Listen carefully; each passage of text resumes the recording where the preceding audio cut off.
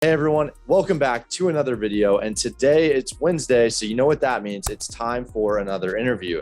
And today's guest, her name is Sylvia. She not only has an incredible story, but she also is a very knowledgeable UK wholesaler. And I had her go over some of my listings. And those listings, I share with you those results of some of the feedback we've gotten for starting to sell in the UK. Timestamps will be in the description below. Also, check out us on Clubhouse. We just started a Clubhouse room. Link for that will be in the description below as well. Thank you. Take care and talk soon.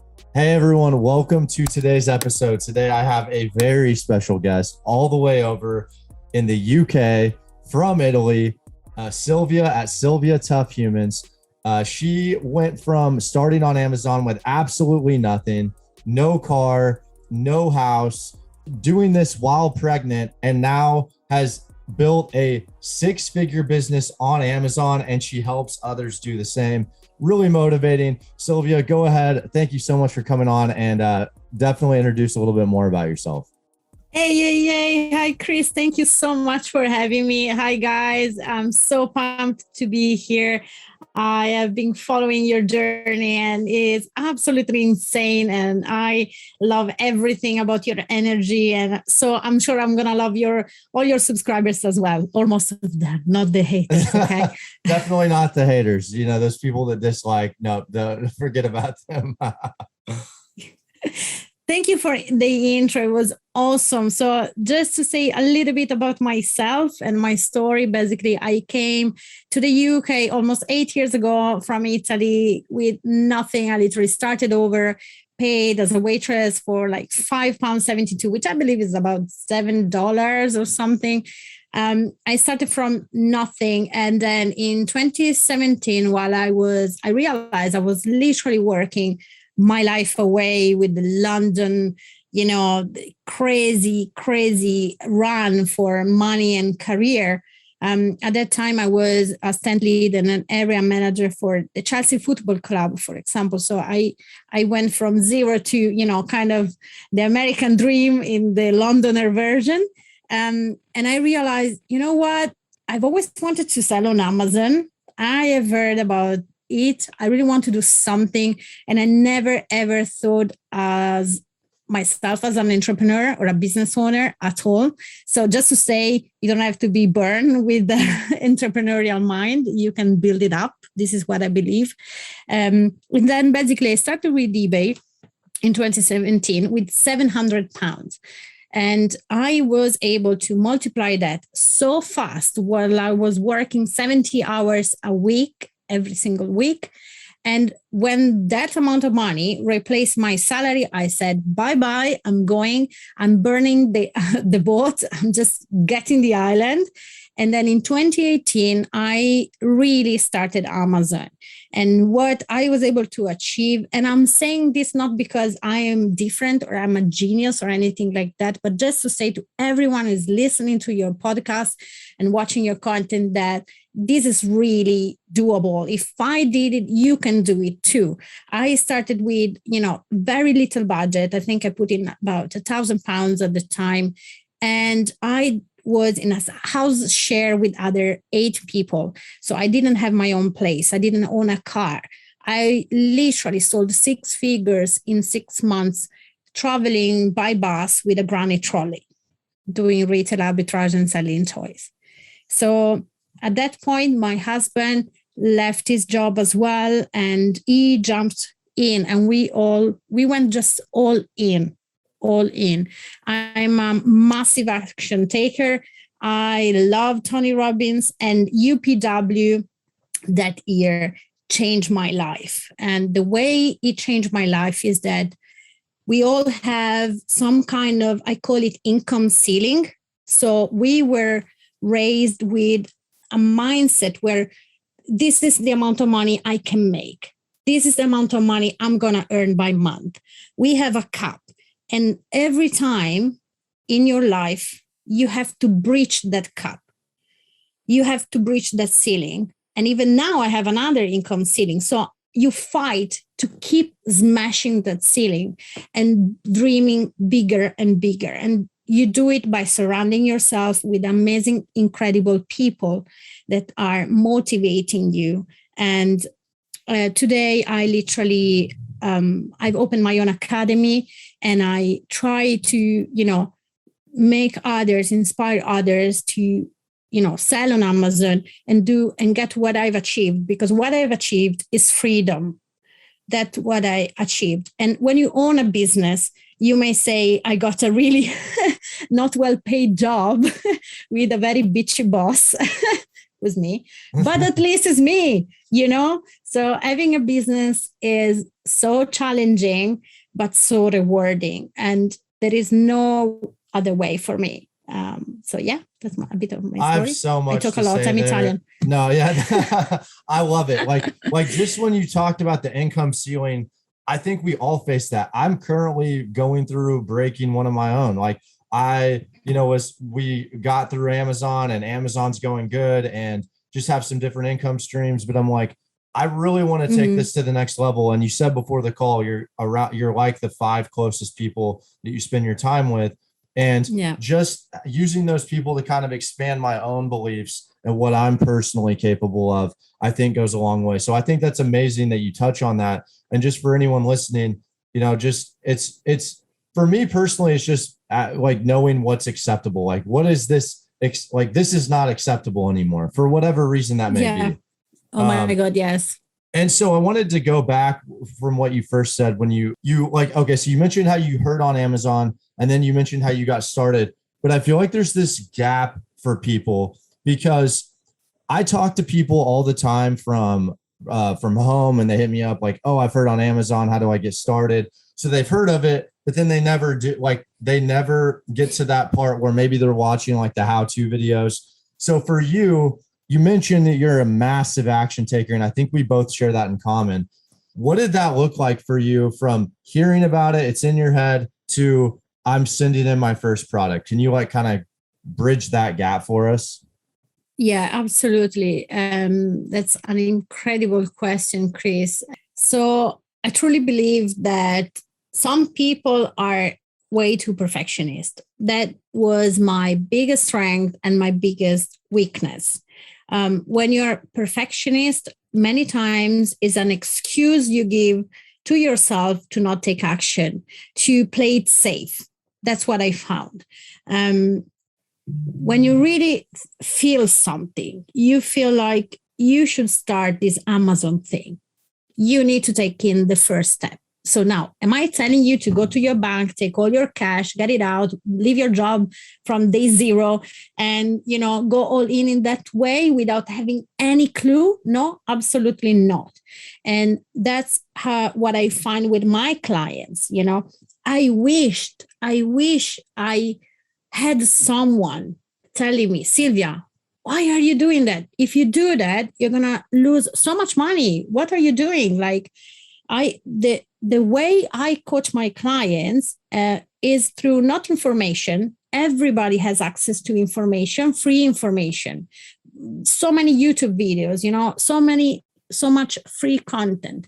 But it's never like having a coach on your side that want the really best for you and your business and your family, and has already gone through all that mistakes and can save you years and so much money. This is what I truly believe. I wish. So now, every time I want to go to the next level, I find myself a mentor. That's amazing. That's so, yeah. And I mean, I think it's the quickest way to success is find someone who's already walked the walk that you want to walk. So it's just, yeah, why, I can't even imagine where I would be if I would have had a mentor for every step of the way. So 100%. Absolutely amazing. And for you, you've gone through so much. What do those experiences, what have they taught you? And I mean, how do they play a role into who you are now, those tough experiences? I think that every time we try to breach that income ceiling, it's a personal growth. So in order for us to bring our business, our lives to the next level, I think we need to do 2 things. One is raise your standards. So as you said, Kris, this is this is enough. I had enough of this. When you really truly feel that this is not acceptable anymore, for me, it was like, I'm so freaking tired of counting the pennies, the cents. Like, that's not going to happen anymore. You get to a point where you're just like fed up. And the second one is you need to learn how to divide and like to not get caught in the, I have enough of this, to the, I'm going to give up. So there are two levels here. There is, okay, this is enough. I had enough. And how easy do you give up? And I gave up a lot of times in my life, and I didn't admit to myself that was giving up. I was like, you know what? I had enough. This is not good for me, blah, blah, blah. And instead it was just, I was playing it safe. So if you listen to this and you have, I've thought for some time now to start your journey, you can see, Kris is like myself. I have few jokes in my YouTube channel, which is like, you're never going to get, buy my course, you work 10 minutes a day and you get a Ferrari. So this is not what Amazon has done for me. Now, I'm sure maybe there are some amazing, coaches and mentors out there that have achieved that, and they can show you how to achieve that. If you look more for how to, be free, travel, spend time with your family, because imagine how I would have never, ever even got pregnant if I was keep working 70 hours a week. Your mind is just on another road, So if you're thinking to start, find yourself a mentor that you will say, oh my God, that course is expensive. No, let me tell you what is expensive. Not starting. Waking up 3 years from now, 5 years from now, and saying, oh, you know what? 5 years, I'm not taking action. That's expensive. A life of regrets, that's expensive for me, is what I believe. Yeah, the opportunity cost on that is just, you're exactly right. And that to me is, it's kind of a fear-based motivation, but I feel like it's one of those things for me that motivates me every single day. Of like, I mentioned David Goggins in the podcast that I was on with you, and it's just this very tough guy. And he just mentions how, like, when he dies, like, he thinks of his life as a rag, and a wet rag, and he's going to squeeze every single drop out of that rag. Oh. And so that to me is like, it just kind of goes to what you say, where it's like, hey, you know what? Like, no regrets over here. Like, I'm going down swinging. Like, every day I'm living a life like it's book worthy. You know what I mean? Like, would the guy in the book with the good autobiography, would he have quit, or would he have not taken that risk? No, probably not. Yeah. Like, it's just thinking of it from, that's what I like to do anyway. But yeah, I want to also talk to you too. Sylvia was kind enough to go over my UK listings with me. Didn't have to do it, but we just, for anyone who's been following the channel, we've had we placed like a $10,000 UK order, 4 SKUs. One of the SKUs moved like we thought it would. One moved slower, and then the other two really didn't do much. And I just wanted to like kind of ask you some nitty-gritty questions to share my feedback with the audience. And okay, so you mentioned that obviously you're making sure that it's the right customer, the right country's estimates. So every country has a different BSR. But can you also talk about the FBM and kind of how you see different countries ordering? I know that you mentioned that, where over here in the States, you can mark up 20% above FBM, fulfilled by merchant, if you're FBA. And over there, it's not the case, right?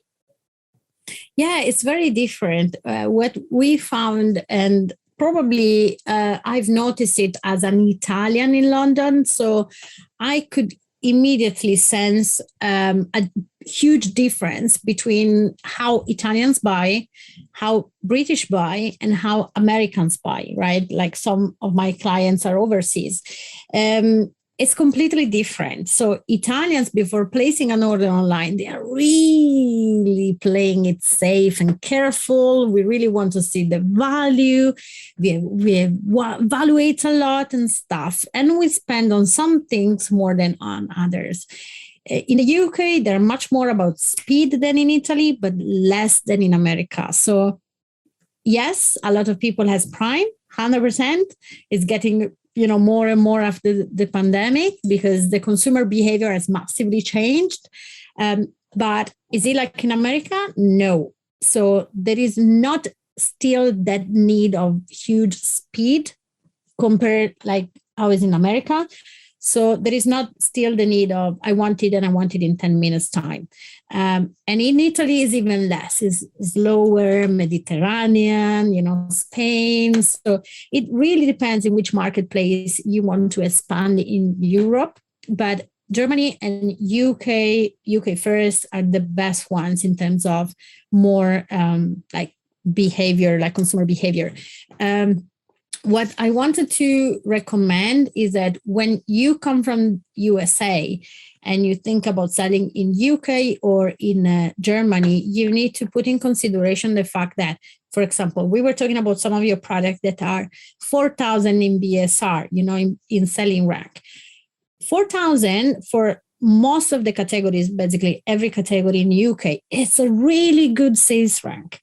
However, we were finding how in the same category you sell in, for example, if a product sells 160 times a month with a 4,000 sales rank in America, in UK sells 60 times. So the same BSR brings in less units sold because it's a much, much smaller marketplace. Is it possible to do 7 figures in the UK only? Absolutely. Did I manage it? No, really, from a flat without a warehouse. So you're going to experience a lot of differences, right? And then in terms of the FBM and competing with FBM, we are the only FBA seller on a lot of listings where there is just one FBM. And I found from my personal experience that in these about 15 listings, they own the buy box so much. Am I making sales? Yes. But am I really, taking that much away from them? Not really.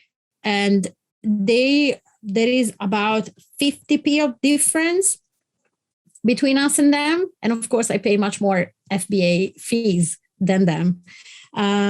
So yeah, you can definitely win a lot against FBM. And I found that if that FBM seller is the person who created the listing on the Amazon catalog, it looks like Amazon gives them a little bit more the buy box than to yourself. And how do you know? Probably because of the history.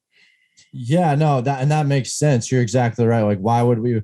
Like, it's in the customer's best interest to give them the sales. But my question though is, unless they are the brand owner, how do you know that they're the ones who created that listing? Like, if Kris wants to create a Nike shoe listing, right? Like, is there a way for someone to see mm-hmm. I'm the one who made that Nike listing, right? Yeah, that's a great point. So the way we operate, the way I was able to scale, we did 108% more in turnover in less than 12 months while we were in total lockdown. So we were literally stuck in our flat. We couldn't even go to the storage unit with a newborn, okay? No help whatsoever. We did that because my method that I share with the Ecom Hero Academy is the fact that we niche down. So we use a system where I not only pick a category, I literally go so deep in the category that I almost own the place, So I know exactly which brands sell, how many times, what are the best sellers, what are the new products coming, what is the stock, like we have a huge problem of stock in the UK at the moment. And whenever we were talking about this earlier, whenever there is a problem, there is a huge opportunity, right? Because you as an entrepreneur, you fill in the gap, you solve the problem. So, and the reason being, you asked me, like, how do you know they created the listing? is because I know exactly every single one of my main competitor, and we are so niche that you become the master, you become the expert, and that's the strength of my method. Hope this answer a little bit. Yeah, that's amazing. We do similar with the video game market here in the States, and we're already kind of doing the same with the UK. So I know exactly what you mean. That's amazing. And I never thought about like really emphasizing that. So yeah. Wow, that's great. And that's how we scale so much, because I was like, oh my God, it's me, my husband, a newborn, the lockdown. And I had just one amazing manager VA in the Philippines, right? One person in my virtual team. And we were like, okay, I'm getting a bit overwhelmed here. And we were like, okay, or do I keep focusing on, baby, toiletries, gardening, and this? Down. And I was product research, and my head was just like going crazy, hundreds and hundreds of SKUs, and this is out of stock because, of course, between COVID and Brexit has been insane. So I was like, you know what? I'm going to pick a niche, and I'm going to become the expert in that niche. And I'm going to have all the best suppliers in that niche. And I will know exactly when something new is coming. I can check straight away. I know what's seasonal, what's trendy, what stays. And some categories stay. So the best part was for me to create a compound effect. And this is what I teach. You create a compound effect. You become the master and the expert without getting overwhelmed. And once you are the expert, there is no way you get lost. There's no way you get overwhelmed at all. It's impossible. You know exactly what you're doing. First thing in the morning, I always say, I do my IGTs first, income generating tasks. So I focus on what makes me money, brings me money. Mail, email, phone can wait. Social media can wait. Everything waits out of the door until when I bring in money for the company and the family. And this is how we do it. That's amazing. And that also leads me into just being the expert on a particular category allows you to kind of see and what is coming in, and just the whole situation. You can kind of like put the pieces together. So this is a fun this is a fun question, but it's for anyone listening this far, I feel like you guys maybe deserve to hear this, but from an expert's opinion in the UK, what do you see as some trends coming this Q4, being the whole supply chain systems just jacked up? Yes. So I told my guys at the Tough Humans and Ecom Hero Academy, I said, guys, everybody was kind of starting freaking out. It was this new, like McDonald's ran out of milkshakes in London and in the UK. And I was like, oh, hold on a second, what? So as an Italian in London, now ask me if I would have voted for Brexit. Now, who is listening, they might hate me, because maybe the grandparents voted for Brexit. But as an entrepreneur, as a business owner, as a person who loves traveling, I knew that would have brought so many problems to a country. Now, did they expect a worldwide pandemic? Not really. So the two of them now are creating a lot of issues. Now, imagine, I told the guys, listen, Tough Humans Nation, okay? Hold on a second. Where there is a problem, there is a gap, there is an opportunity. So as Amazon sellers, we always make jokes about the parents waiting until the 22nd of December to buy the toys for the family, right? And they pay 10 times more, 20 times more. And we love it because this is how we made a lot of money, right? Lastminute.com parents. Or very, things that are difficult to find. And that's how you solve a problem, you meet a demand. Now, imagine McDonald's has not run out of milkshakes in 20 years, right? Maybe longer, so if McDonald's is having a problem of supply, the supermarkets here at some point, they didn't have milk in the shelves. Imagine everyone else, how it's doing, right? So I told the guys, listen, have a look, think outside the box. There is an amid supply problem. There are not enough drivers to go across the borders, and also a lot of companies are finding it very expensive now, because we are become like they have defined as the China of Europe. So you need, like, no many people wants to go back and forth. It's not worth for them. They're losing money. Same with the export. So now it's like, okay, you need to think, where is milk used? In chocolate, maybe? So Christmas is coming. Imagine advent calendars. Imagine chocolate for kids. Imagine what an amid chain supply problem means. Okay. And I said, if I need to sell their favorite biscuits to Brexitarian at £50 a pack, I will, because they're making my holidays very expensive. Yeah. So you know what I mean? Where there is a gap, where there is a problem, there is always a huge opportunity. And you need to look at it like as an opportunity, and the fact that we are small business owners, this is a strength. Now, McDonald's is really strong. They have great systems in place, but they are also huge. And when you're huge, you kind of are very slow to adapt. Can be super fast. Money loves speed, guys. So if you think about doing Amazon, or if you do Amazon, you need to think that your money loves speed. Amazon loves speed, and you need to be fast. If you get to be the fastest one, the fast one to do product research, the fastest one to get your stuff and send it over, not wait a week or so, you need to be fast. If you get fast, it means you create a compounding effect, and you're going to win, because you can have more money than me, but I will take more action than you. This is how it is. I mean, that's exactly how we got started. Was when you're working in the beginning with, you have 1 to 5K, the people that have $200,000-$300,000 are going to be ahead of you, but that's where you got to make it up with some elbow grease and some grinds, and get in there, be quick, be scrappy. And that's how you're going to parlay and compound those results.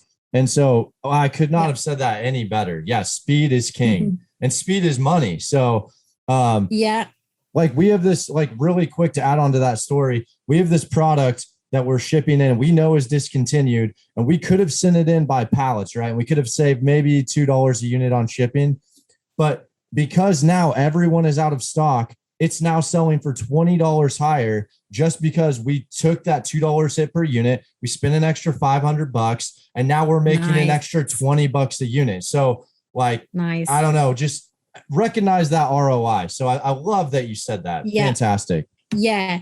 And you know what, Kris, is the fact that when I say focus on your IGTs, your income generating tasks first, is exactly that. I started with very little money. I didn't have the chance to, like, sourcing sheets didn't work for me. Product research is one of my income generating tasks. I'm the best at doing product research for my company still. Now, am I training a full team? I am, right? But am I still the best one, the fastest one, the one that is the expert? I am.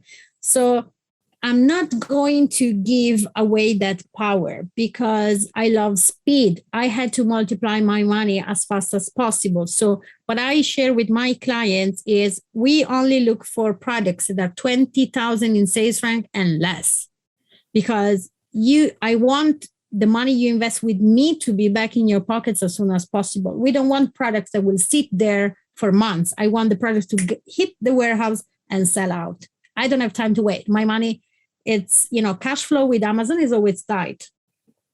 Yep. Yeah. You got cash flow is king, and there's always something you could buy your products on. It's the reason why we liquidate sometimes. It's not because we couldn't hold on to this product and probably sell. It's because there is an opportunity cost with holding that capital and flipping it into, you never know what you're going to get, Toshua. I love that. Love it. And I wanted to ask you too, like, we did a podcast with Kev, and there's Kev, and he has, like, his warehouse, maybe multiple warehouses. I don't know how many warehouses I'll ask him when I talk to him on Tuesday. And just he franchised. Yeah. Like, he's got all this stuff. And then there's me, who it's like, I don't want a warehouse. Like I'm gonna pull the Scott Needham and like outsource that to like 3PLs and go that route. And my question for you is what direction do you see yourself taking if you're not already going that way yourself anyway, and why? Oh, wow. I love that. That's a good point, Kris, because until a few years ago, I would have never seen myself owning a business. That was not in my plans, that I couldn't see myself doing it. I didn't think I was able to in any way of means. And then up till last year, I was like, no, there is no way. I want a warehouse. I don't want staff. I don't want that responsibility. That's too much for me. And now I have found myself, after I got myself another mentor, I broke another income ceiling and turnover ceiling as well, right? And with the academy and everything, I'm like, you know what? Let's play big, Sylvia. Like, I had enough of playing it small, or not shining the bright light, because maybe this will make someone feeling uncomfortable. I don't care anymore. I'm here to take it over, and I want to play big, to win big, and to have fun while doing it. This is it. So we want to grow, we want to scale. I don't know where this is going to go, how big this is going to go. I'm thinking it net profit at the moment, not in sales. So I'm like, this is how much I want to hit by December in net. And that this is what I'm going to do to celebrate. And then in London, having a warehouse with team is not possible. Like, let's say if you go outside London, like for example, where Kevin lives, right, outside Manchester, you can get a 10,000 square foot warehouse for how much I pay for 200 square foot in London. So for me to say, I want a warehouse, I want a team, which I will get at some point, I need to move the whole family outside London, move my daughter from nursery. So it's a lot of things. So first thing we are doing is to massively increase and train the VA team. So this is what we are doing. And I'm trying to systemize and automate as much as possible. So I keep focusing more and more and more on the academy, my income generating tasks. So here we go. As you said, multiple streams of income. We took money out of Amazon and we invested in real estate abroad. So we are doing things that are also outside Amazon, because I think you should never have all your eggs in one basket. And at the moment, a lot of our eggs are in one basket, and I don't like that.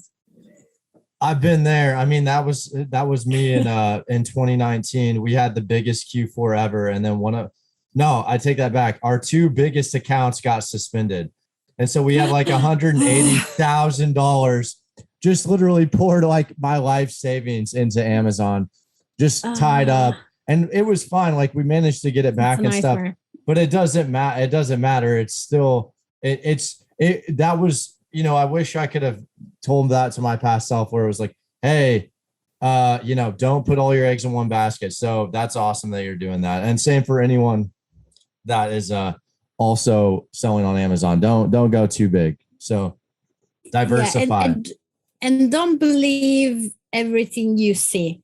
I always say that. Like, I have never shared, I have full respect for everyone who's sharing their sales. For me, my sales have become irrelevant because I was not happy at some point with the net, and I wanted to grow the net. So when I said we did 108% more in turnover, my goal had never been increasing the turnover, because we were just working from a flat with a newborn. I wanted more net, for all the family expenses and what the baby means, and, living in London. So, and that's it really.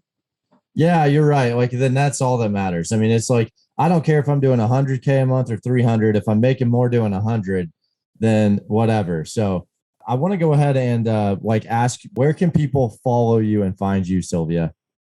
Yay! So I have opened a private Facebook group. It seems like a joke, but it's private because I only want to add value to sellers. So we're not accepting any VA at the moment, but my own team. So I have a group on Facebook, which is Ecom Hero Academy. Come and join us to join. It's just positive, a vibrant community where everybody just supporting each other. And then you can find me at Sylvia Humans on Instagram, and there's where I share a lot of these tricks and tips about the supplies and what's going on with Q4, etc. Here's gonna be massive.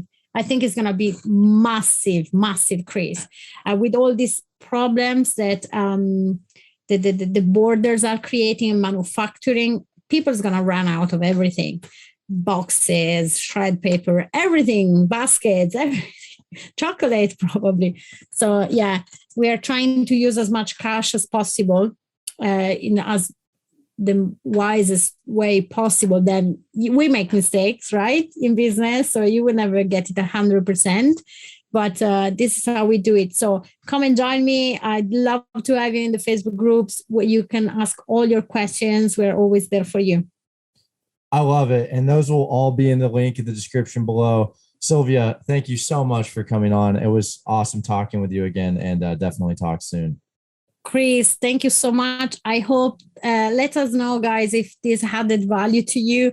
But yeah, again, I did it as an immigrant, like almost no money. You can do it too. Amazing.